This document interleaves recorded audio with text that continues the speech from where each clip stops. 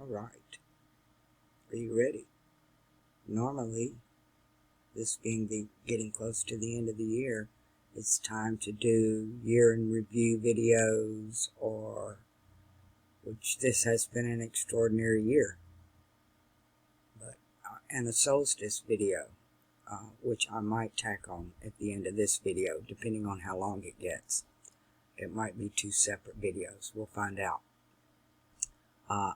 I want to jump back more than just a year to when I woke up, or when everything clicked for me, when I had spent years studying all these different subjects and trying to put the pieces of the puzzle together, and I thought I knew what was going on, and then my life fell apart and it was complete chaos. But in the middle of that chaos, I had the biggest epiphany I've ever had in my life. I call it a gift because it literally came out of nowhere. And almost instantly, I had this understanding of what symbolism is, what alchemy is, what astrology is, what Kabbalah is, what Freemasonry is, what religion is, what all of it is. And it kind of all, I realized it's all the same thing. And it was a bit of an overload for me because my brain immediately started backtracking through every file, every memory I ever had, everything I ever learned, everything I thought I knew. And it began rewriting my own memories in symbolism, in alchemy, and in astrology, in the chakras, in my body, in my mind. It was an overload.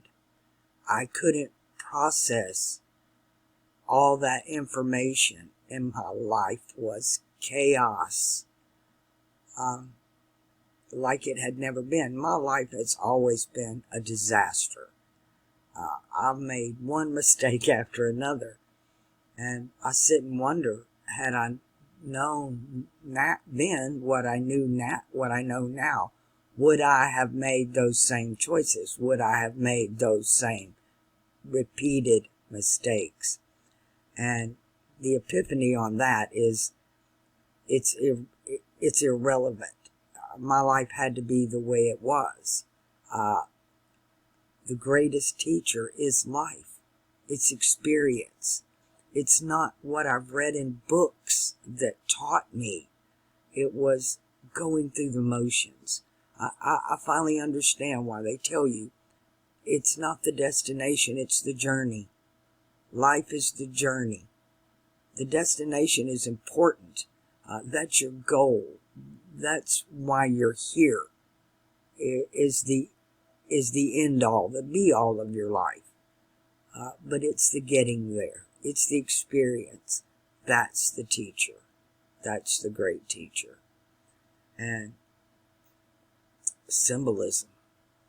Wow, this year has been a doozy with symbolism. With all the eclipses and the blood moons, and it's really off the charts. They're throwing so much spaghetti against the wall right now to see what sticks.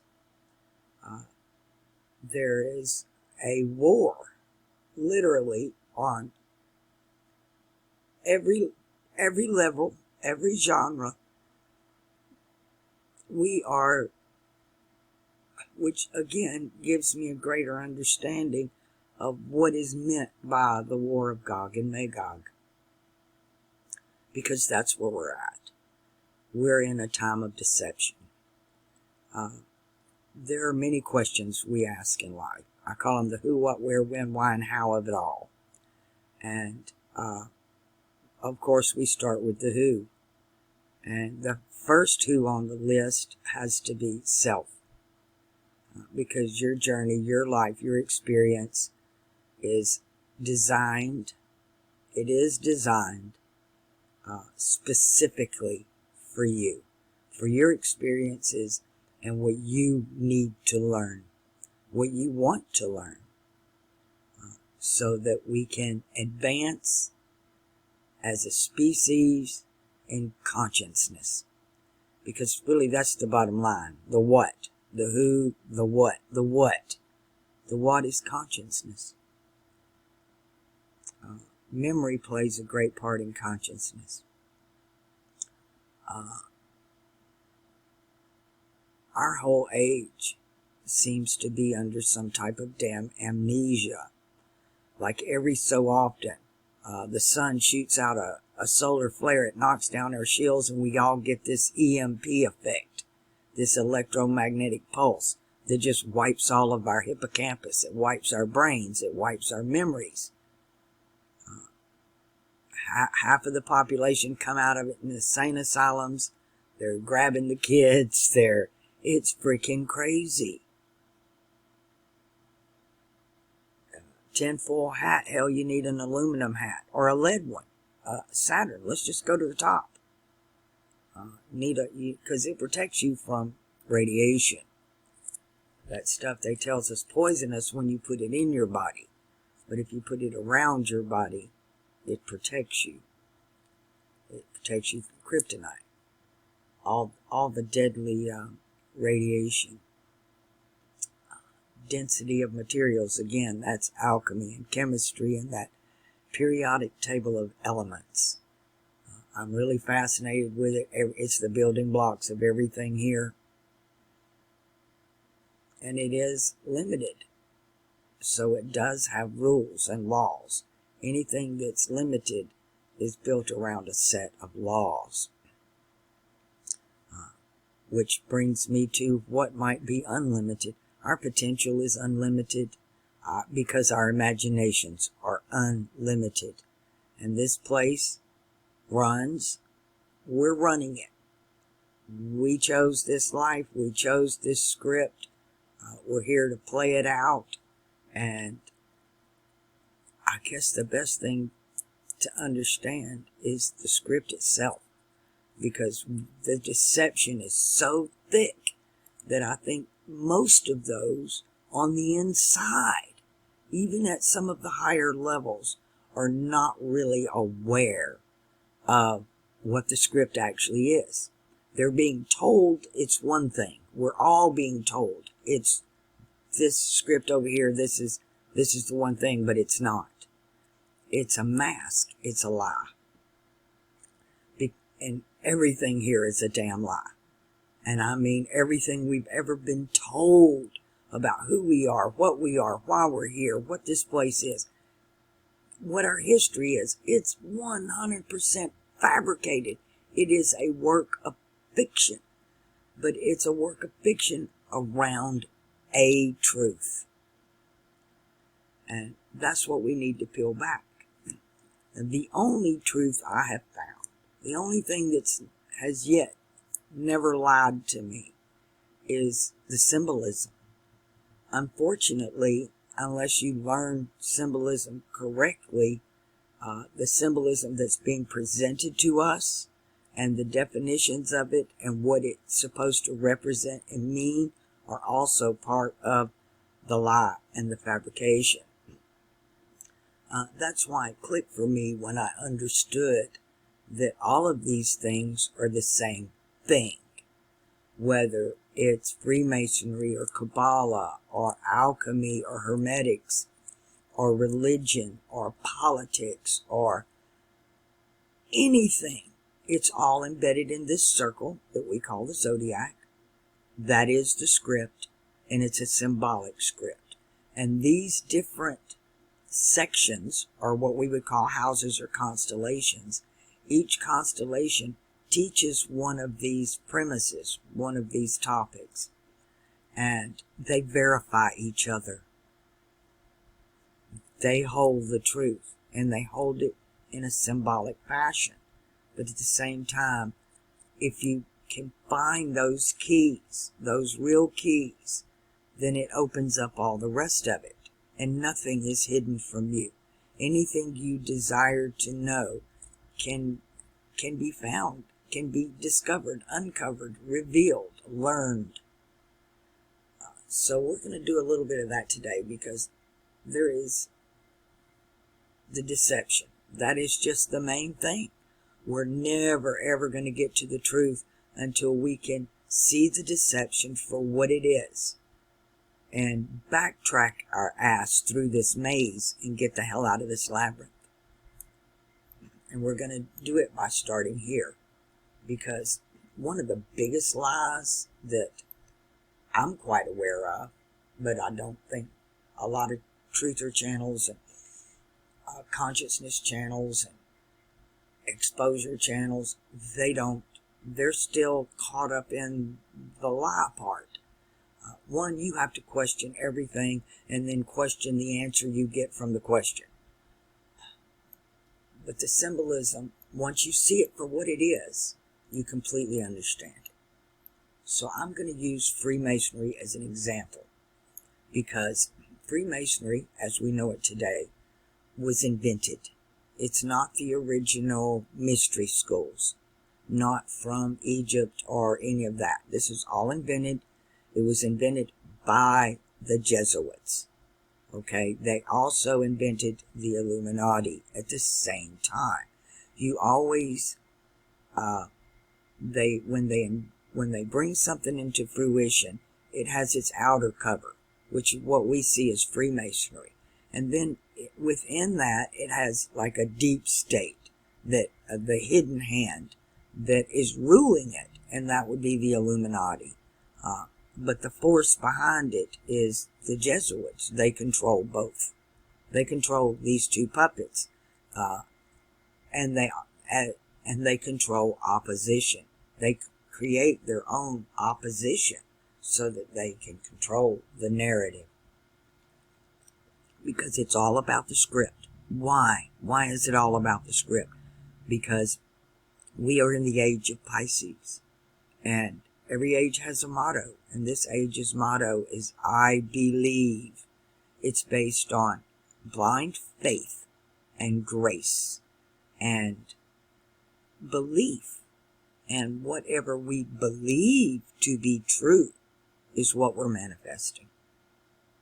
And the church has always, or religions in particular, they've always been, they keep the narrative. They have the books, right? The kings rule over you and control the people, but the religion controls the narrative. So they control the astrology, the alchemy. You know, the Jesuits pretty much run everything. They were taken out, literally. The whole Vatican was taken out by Napoleon. The kings got tired of the priest ruling over them. They invented the priesthood, and now the priesthood is to validate their own divine rights, and then the priesthood overtook them. And then so the priesthood invents the Jesuits to put everybody in check, and then the Jesuits take over everybody.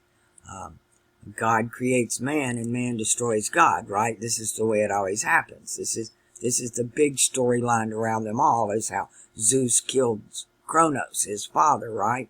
Patricide. So the script is up here, and there are 12 main stories, as there are 12 main houses.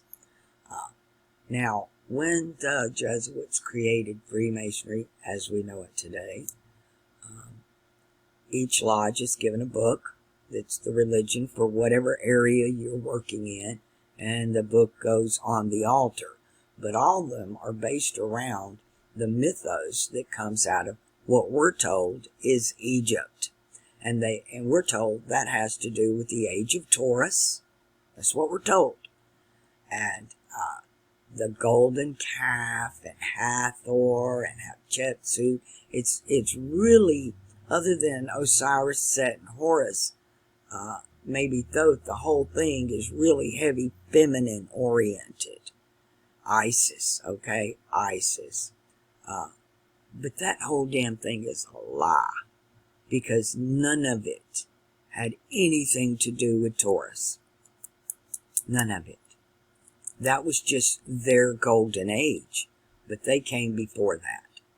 It all has to do with the mutable cross. The mutable cross. Let me, my dumb ass just went blank. The X. It has to do with the X, the sign of X marks the spot, and the spot is the mutable cross, and it all has to do with 2 constellations, actually 4, but what's behind it all? Who's behind the curtain? Who's the Wizard of Oz? Who is this frickin' wizard? It's Mercury. It all has to do with Gemini and Virgo. Everything has 2, actually 3 aspects. You have a gray pope, a white pope, a black pope, and a gray pope. And the white pope, you know, he's the one we all know. The black pope is always a Jesuit. Well, now we have a Jesuit as a white pope. And he's different than any other pope we've ever had. And he's kind of a gray pope. He's a black pope in a gray pope's robes. It's hard to get out. And that's kind of what's going on here. We have a black pope and a gray pope's clothes, because it all has to do with Virgo. In one aspect, they tell you this is the Virgin Mary. She's the Virgin. The Christ is born of her, and all of this. But on the other flip coin, this is the whore of Babylon. This is Jezebel. And this is who they're really venerating. I don't care what the Freemasons think Isis has to do with Taurus, because it's nothing. Because every bit of it comes from right here. You have the raven or the crow, all here.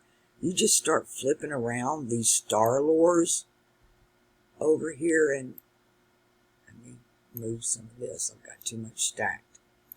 You start going through these star lores, and you're going to start finding the truth, because they took from a little bit from this zodiac and a little bit from that zodiac, a little bit from the Egyptian, a little bit from the Arabic, a little bit from the Romanian, a little bit from the Macedonian. And just pick one constellation a month and really go into that star lore and learn everything you can about it. Use Stellarium and learn the name of the stars. Learn what those names mean. Learn the mythos behind those stories, those tales that we have from history of different cultures. And you'll start to see it. Now me, like I said, I had a really tough time in school. I was a great student, but I kept getting moved around. My education was chopped up into pieces, and so I had to educate myself. And I was an avid learner. To me, it's the greatest thing in life. Like, we're here to learn. What else is there? And so I'm self-taught. And by the time I got to be a teenager, I understood I needed a liberal arts education that I was never going to get as a pleb or in a public school, or unless I had a lot of money or scholarships. I was never going to have that kind of education. It was something that I was going to have to do for myself. So when I first woke up, I thought, oh my God, I've wasted decades learning all this bullshit for nothing. Everything was a lie. But when the symbolism clicked for me, I understood that I would have never got this information. I would have never seen the truth of it had I not been lied to first. Does that make any sense? And that's kind of how life works. You got to touch the fire to really understand what the F "it's hot" means. So we're touching the fire today. Let's go back over here, because most of what we're dealing with is Gemini. These are the symbols that they're on the forefront, that they're putting right in our face. It's the script. It's the storyline. This is for the plebs. Now, over here, this is what I call for the elite. Right? her color is black. She's the Black Madonna. This is mutable earth. It's called clay. It's miry clay. It's sand. You built your house on the sand. This is the miry clay that's mixed with what? The iron that are in the two legs of the Roman Empire. Roman Empire, back over here to Gemini. Remus and Romulus is the story of Castor and Pollux. Is it the Romanian? I believe it's the Romanian. Am I right on that? Yes, Remus and Romulus. And because this is the story that's playing out right now. It's Gog and Magog. It's Osiris and Set. See, Osiris and Set. This is this story here, not Taurus. Half of Orion belongs to Gemini. The other half belongs to Taurus. Taurus was the age of slavery. To me, Taurus, what they tell us is Egypt, not Taurus. What they tell us is Egypt. Is really Babylon. The fortress of Babylon, literally, to this day, stands in downtown Cairo, which a Cairo is the freaking Cairo that the Pope carries around. Cairo. Found my pen. These are Greek letters. That's called a chi, and that's called a rho. Cairo. It's a seal. It's a symbol. To me, this is the cross that was given to Constantine to go forth and conquer. This is the rider on the white horse in the symbolism in the Bible that's told to go forth and conquer. Same story.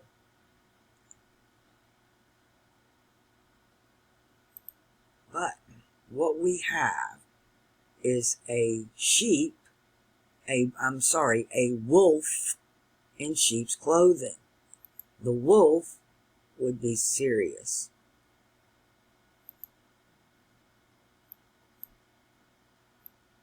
I wish I could minimize this box and make it smaller, but it won't let me. It is what it is.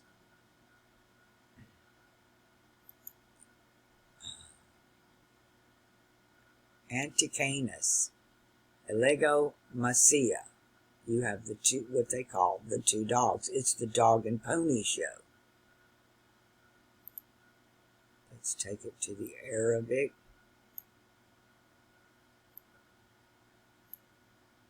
And it's called the Northern Shining One. Lucifer is called the Shining Ones. There are two. You have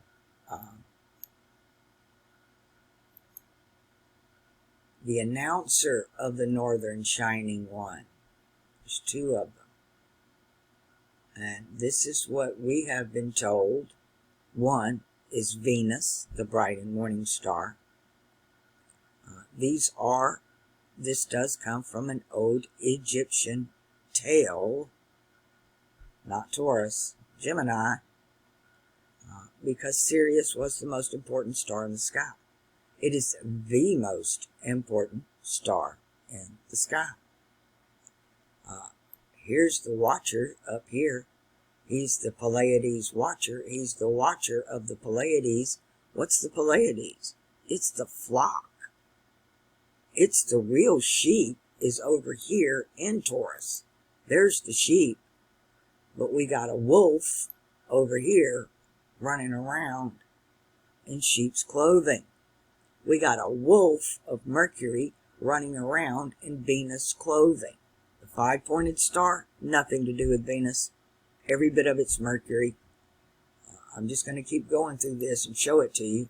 Mutable cross is ruled by Mercury and Jupiter alone. No Venus there. No Venus there. Air sign is an A. You have an air on the mutable cross.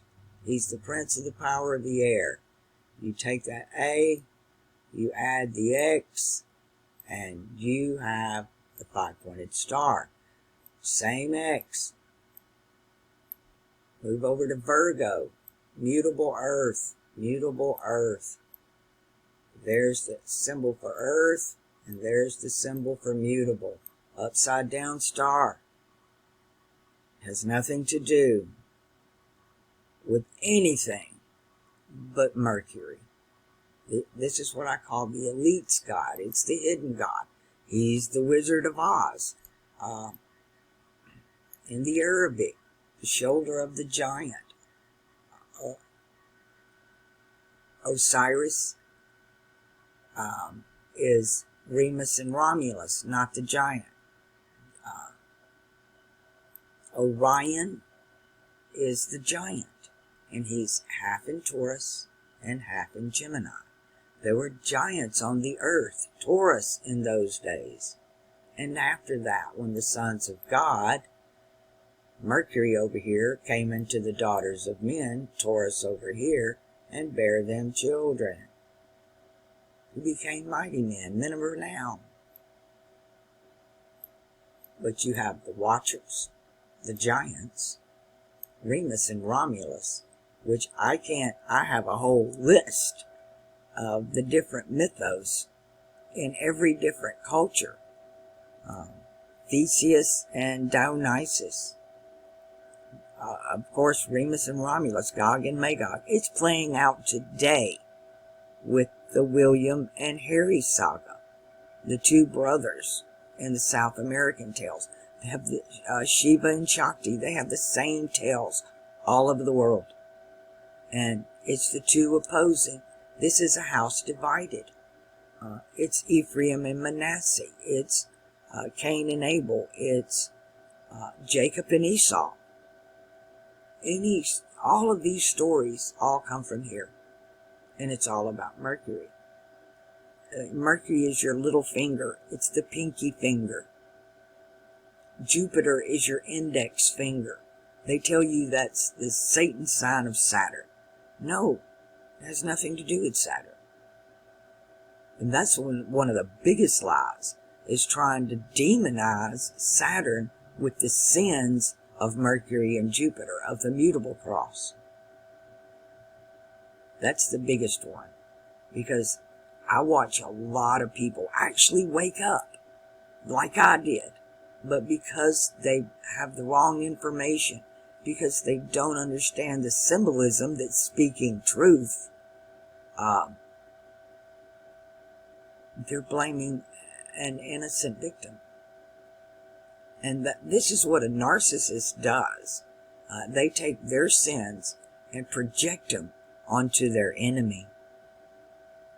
They expose themselves by attacking their enemies with their own sins.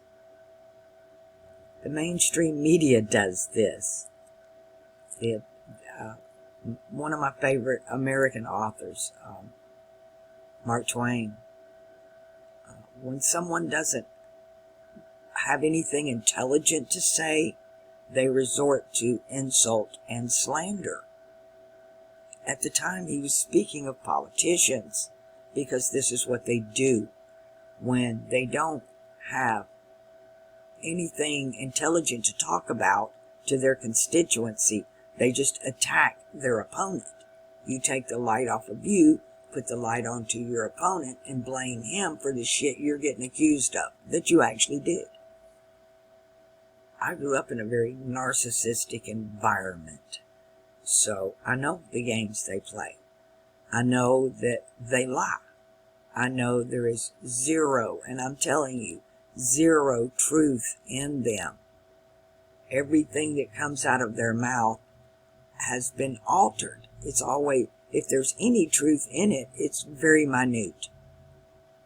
And they just refabricate, and a lot of the times they tell these lies for so long they start to believe them themselves, which I think is the whole point. They don't know their identity. They don't know who they are. So they invent this character this morphing character, and they start, it's almost like plagiarism, copy and paste. You see this person do that, they're getting attention, so you're going to do it too. Kind of how Hollywood and celebrityism and works. That's how it works. You want, ooh, stars and sparkles and baubles, and you look at them and you want to be like that too, because you don't know who you are. Know thyself. Isn't that just the greatest thing we should learn here? Number one, I don't get stuck in that dynamic, but I see those around, everybody around me does. And I came into this body with memories from before my body. So all of this was a shock to me. None of this is real to me, but how do you convince everybody else of that? I have the experience. I don't think, I didn't learn, I know, because I've lived it. It's part of me. I also realize there's three of me like there's three of everything else. There's me, myself, and I. Just the same with you. That actually, that's the best answer you can ever give to anybody when they want to know your pronouns. What are your pronouns? They are me, myself, and I. So when they refer to you, they are forced by their own rules to call you me, referring it back to themselves, which really shuts down a narcissist's brain. They can't get around this. They can't talk, they can't word salad their way out of it, and they blow a fuse. So, because it doesn't compute with them. So when they start accusing you, they have to say the word me, and you see the irony of it. You play the word game with them. You just turn it back on them. This is what I learned growing up with narcissists. You have to learn to shield yourself. You have to put on the full armor of God, right? Which is knowledge. It's understanding. There's a lot of knowledge out there. Whoa, we can just know just about anything we want to know these days. But without understanding of that knowledge, you can't have wisdom. Without understanding of that knowledge, you're in trouble. Because knowledge without understanding is a dangerous thing. I know. I dabbled in that for many, many years and made many, many mistakes. Because I knew a lot. I just didn't understand what I knew. I would say this, and please don't take this the wrong way. If you've got tattoos, you've done what you've done. It's the experience you chose. But I would never put a tattoo on my body. Because I knew, I was smart enough to know that I didn't understand what those symbols meant. And I was afraid of them. Because I know that a symbol evokes a frequency or an energy. And everything here is energy. And I didn't know what that invoked. And because I immediately invoked a fear because I knew I was ignorant to it. And we fear what we don't know. So I was automatically afraid of tattoos because I don't know those symbols. I don't truly know what they mean, but they evoke fear in me, so I stay away from them.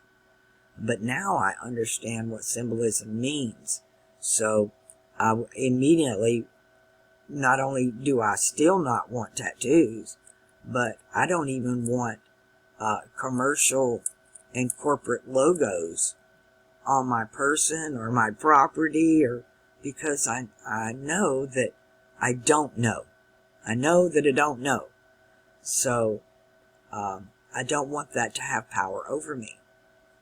And I know enough to know that we know not what we invoke, evoke, or provoke with those symbols. And until you understand them for what they are, until you understand that that five-pointed star is not Venus, it's not the heart chakra. It's Mercury. It's the tongue and the mind. It's that chattering frickin' monkey that sits on your left shoulder and never shuts up, whispering in your ear, talking. You can't go to sleep. Once you become consciously obsessed with something that's happened in your life, it's hard to let it go. That takes self-discipline. There are three parts of you: me, myself, and I. And at different times we use me, and depending on the sentence structure or the situation we're in, we jump those pronouns from me, myself, and I, on how they're used, on what the experience is. And you have to surrender authority sometimes from me to myself. And then sometimes myself needs to surrender that authority to I. Does that make any sense? When we say who is me? Me is your heart chakra.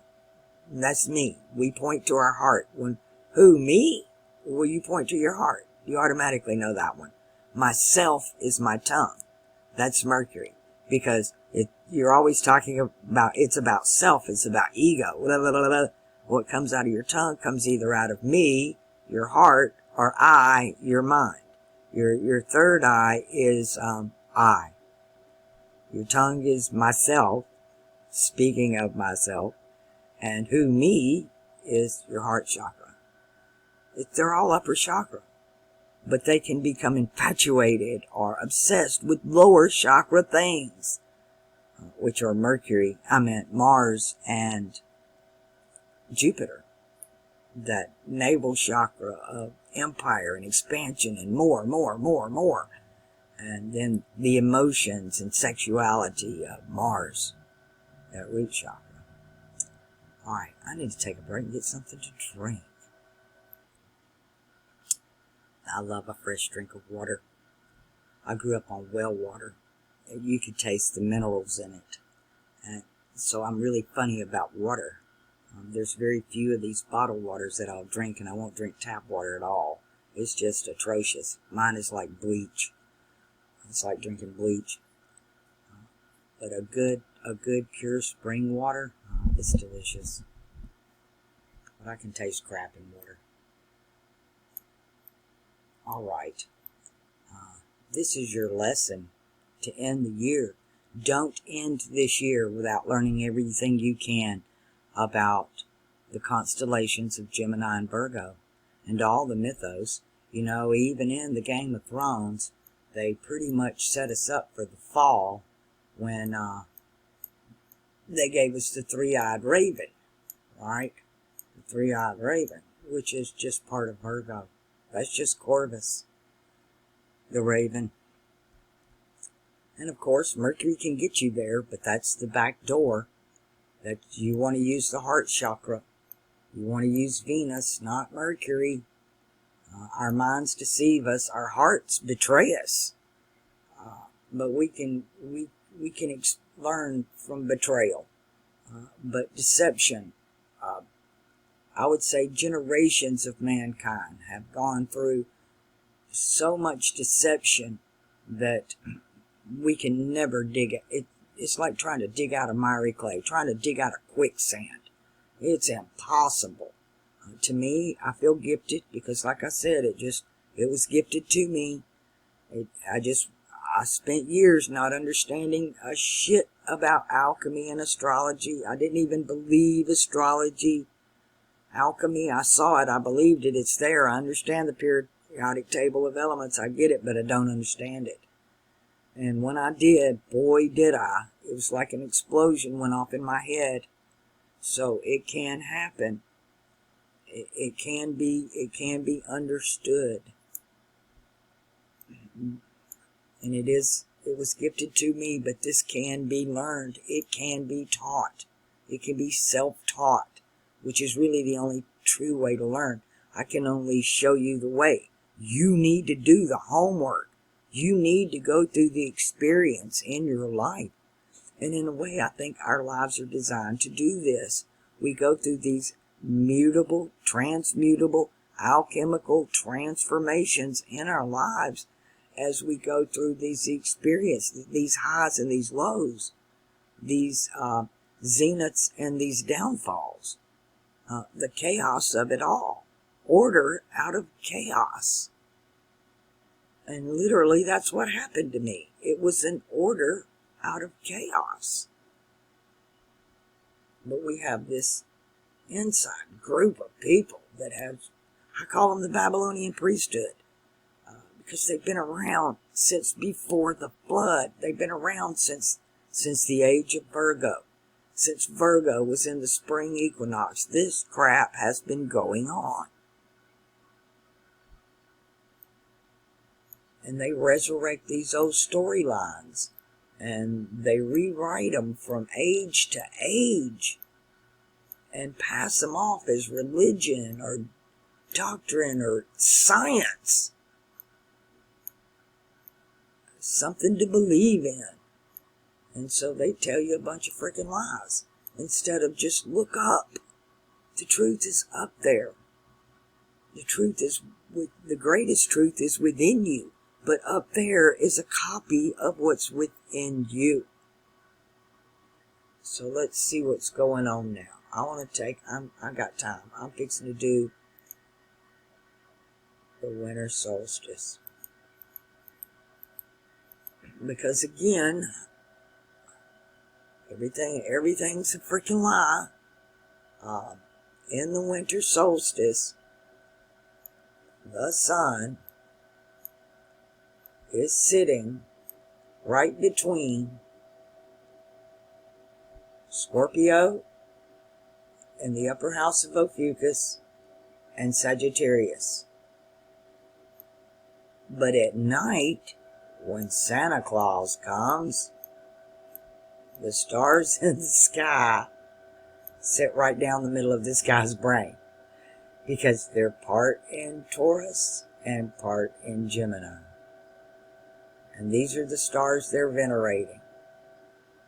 The Lucifer star, the Gemini star, these two stars in Orion, everything is about here. This is the story. The stories come by night. The shepherds watch their flocks by night. So, this might be the day, but what's being venerated is the night. The same with like Samhain and Halloween, all of that. It's the stars that night, which are opposite on the zodiac wheel. But we're made to think, matter of fact, the lie's so big in solar astrology, they've still got you thinking this is Capricorn. And it's almost Scorpio. So, that's what's going on here. Of course, if we want to do this, we want to put the date, the time, at 12 noon. Always split the day in half if we're going to look at a particular day, or we don't know a time. You always half it down the middle. So, the solstice for this year, which is the big day. It's their big day. Venus in Capricorn. I am loving that. That I got Venus in my house. Is she retrograde? No. Yay! That makes me happy. Saturn in that water of life. Are you retrograde still? Let me check my numbers. No. So Saturn will be out of retrograde. Yay, loving it. And this will be the last for Saturn, moving through this water of life in Aquarius before it goes into Pisces. So take full advantage of that crown chakra being in its own sign of the crown chakra. That can be very beneficial for us. We have Neptune and... It's not Neptune. Where's Neptune? Neptune in Pisces. Are you retrograde? 1712. No. So, imagination in the house of belief. This is huge manifestation potentials because it's in that mutable house. Again, anything's possible, the good, bad, and the ugly. Jupiter, are you still retrograde in Taurus? Yes. So, Jupiter being retrograde in Taurus. Jupiter likes being in Taurus. For some reason, everybody likes being in Taurus, which it's the flock. It's the sheepfold. It's not what we've been told. And so everybody likes being here. It's fixed earth. It's stable. It's firm. That's firm ground under your feet. That's that rich black soil you can grow anything in. It's quite incredible. So it's a very prosperous sign. So Jupiter tends to be benevolent here. And because he's retrograde, he's thinking outside the box. So you have Jupiter, which is our desires, expansion, more, empire, thinking outside the box, with Neptune in imagination. And again, imagination can manifest anything. So we really got to stay out of those lower chakras and manifest, store our treasures in heaven, not in the things of this world. Mars still in Cancer for quite a while. We've been through this. And he is retrograde on the solstice. This energy is going to last until the summer solstice. So, Mars retrograde. This is depression. And this is cardinal depression. You can see, like in politics, the Trump derangement syndrome is going on. It's off the charts. I can see that here. Because one, these people are part of the hive mind. And the beehive is in Cancer. The beehive constellation is in Cancer. So, Mars is debilitated here. And I warned you of this. Do not start a war or pick a fight when Mars is debilitated in Cancer. And now that he's retrograde, some idiot with an attitude, Mars, will pick that fight. And whoever starts it loses it. They lose the fight. Again, you're going to have a lot of plumbing problems in your house and stuff like that. Okay, when you're talking about cardinal water, there's going to be a lot of water problems. It can be plumbing problems or problems at your local water plant or floods. And that can go both ways. It can even be drought. So a lot going on, but affecting us emotionally here, where it affects our chakras, is having Mars debilitated. That's emotional debilitation. And retrograde, which is going to be depression. And because it's cardinal, means extreme. So extreme debilitation, extreme depression. This can be devastating for a lot of people. Not being able to deal, shut down mentally, having the rug pulled out from under you, your paradigm ripped out from under you. And this goes on for a while, but this energy here going to last until June the 21st. Of course, middle of the day, the moon still in Leo, which is the house of the sun. And when you bring those two together, the sun and the moon, it's like eclipse, right? You have the sun in the house of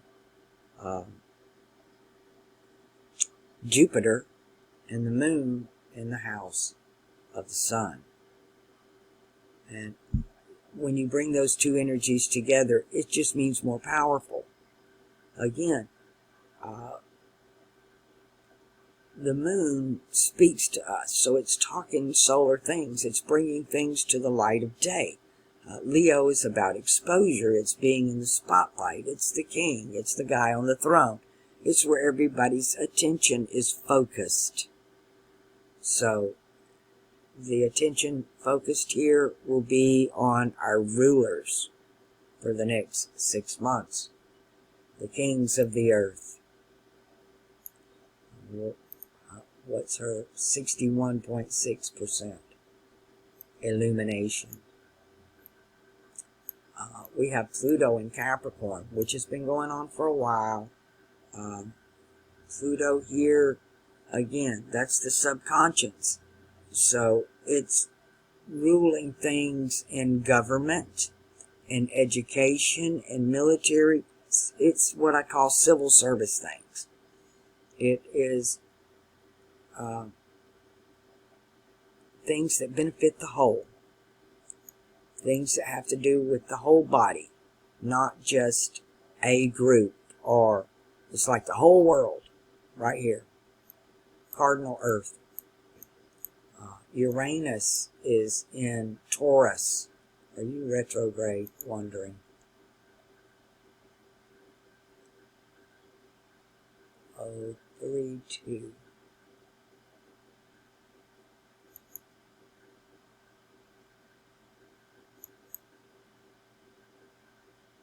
Yes, Uranus is retrograde. So that's your conscious mind. And so we've got a Jupiter retrograde, a Uranus retrograde, both in Taurus, ass backwards thinking, and a Mars retrograde. So you've got both lower chakra retrograde with Neptune, which is above the crown chakra.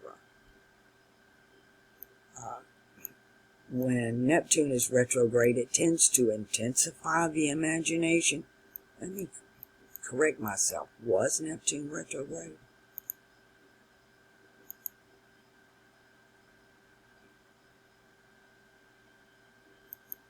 No, sorry about that. No, Neptune not retrograde. So I'm glad I questioned myself. I don't know why I thought it was. Mars and Jupiter with Uranus, all three retrograde. And now for Mercury. Mercury's energy for the next 6 months will predominantly, because of the solstice, because of this day, be ruled by Scorpio. Again, the upper house of Ophiuchus is not the 13th sign. That it belongs to Scorpio, to Mars. But the 13th house is in Gemini, because that house is divided. It has two, Ephraim and Manasseh. Joseph divided his house between his two sons. That used to be the house of Joseph. As we know it now, it's the house of Ephraim and Manasseh, which a lot of the symbolism tells us that Manasseh is England. England, Scotland, Ireland. You have the unicorn, you have the griffin, all that symbolism over there, the rampant lion, all that belongs to Manasseh, to that side. Ephraim is called the farmer. So you get the other, Remus and Romulus, right? Romulus would be Manasseh. Remus would be Ephraim. We know how that ended. So, Mercury, are you retrograde here? No. Well, that is a benefit.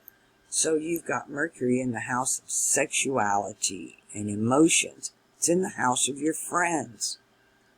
Scorpio is about friendship. It's about the people you choose in your life. To where down here, Mars is also in water. But he's in cardinal water. This is Mama's house. These are the people in your family. And Neptune over here is in mutable water, which is groupthink. The people you work with, people that you're in clubs or hobbies with, or like all of the subscribers on my channel. Y'all are all in a groupthink situation. But a lot playing out in water here. All right, let's take a look at these with chakra man and see what we can take this knowledge and try to bring some understanding to it and how it affects us. Alright, it's been a while since I've done one of these. I went and got, my brother's been with me a month today. And so I have been having to work extra hard with having another mouth to feed. Hopefully he'll be able to get a job soon. So I gotta put on my chakra hat here. Alright. Let's start with Mars in cardinal water, ruled by the moon. So we got Mars. He's debilitated and he's retrograde. We have Jupiter in water. Jupiter is in... Oh, I did this backwards. No, I didn't. No, I didn't. Jupiter's in Taurus. So that's fixed Earth. That's here. Jupiter's in Taurus, fixed Earth. And he is also retrograde. That's our lower chakras. The moon is in Leo.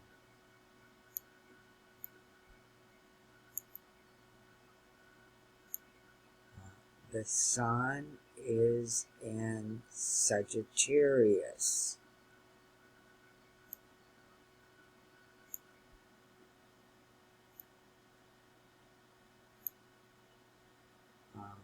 Neptune is in mutable water.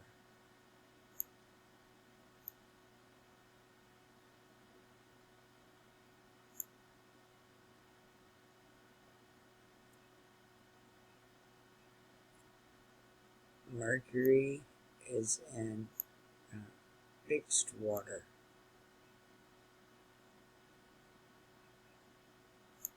A lot of feminine energy here. Saturn is in that crown chakra.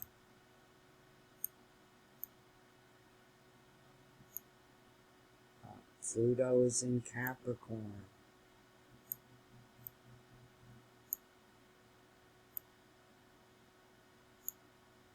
And we've got Uranus here with Taurus. Also retrograde.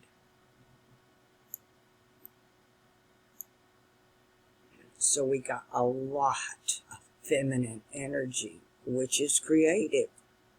But with this toxic femininity we've got going on, which is actually masculinity parading as feminism, it comes off as very destructive.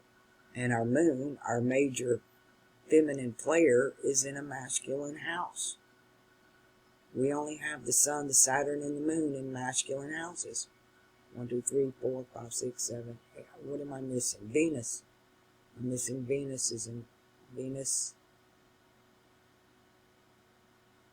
Where is Venus? Where's the heart chakra? Hold on, let me peeky do. Oh, my house. Oh yes, my house. Venus. Again, more feminine energy. So we got 1, 2, 3, 4, 5, 6, 7 on the feminine aspect. Mercury, just nothing there. The mind and the words are not there. The words are over here. He's way down here. He's frozen in Scorpio. So a lot of feminine energy. But Saturn, the sun, and the moon, all over here in the masculine, which is good. This is actually good. This over here can be a bit dangerous because of who's pulling these strings over here right now. But lots of creative energy there to be harnessed.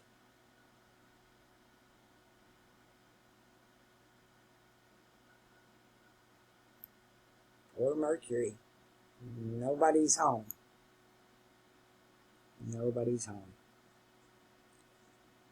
Everybody got 2, except for Mars, Jupiter got 2, the sun and the moon.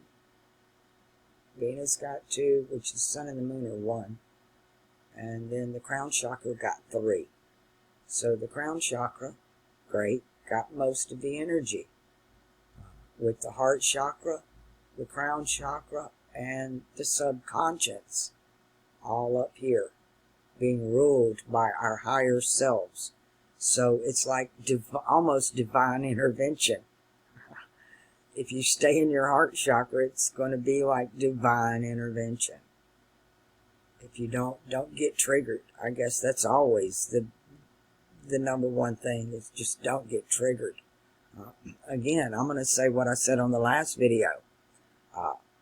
These people, because that's what they are, they're people. They know to get your hopes up before they pull that rug out from under you. We've seen that in the 2020 election with Trump. We've seen that in this election for the Democrats. But Trump's not back in yet. And that side of the political aisle is really pumped and arrogant and think they got this in the bag when they're counting their chickens before they hatch, because the energies that's coming off right now, again, they're feminine and creative, but in a destructive way. And they can be controlled, but that's your choice, up to each individual, how we respond to this.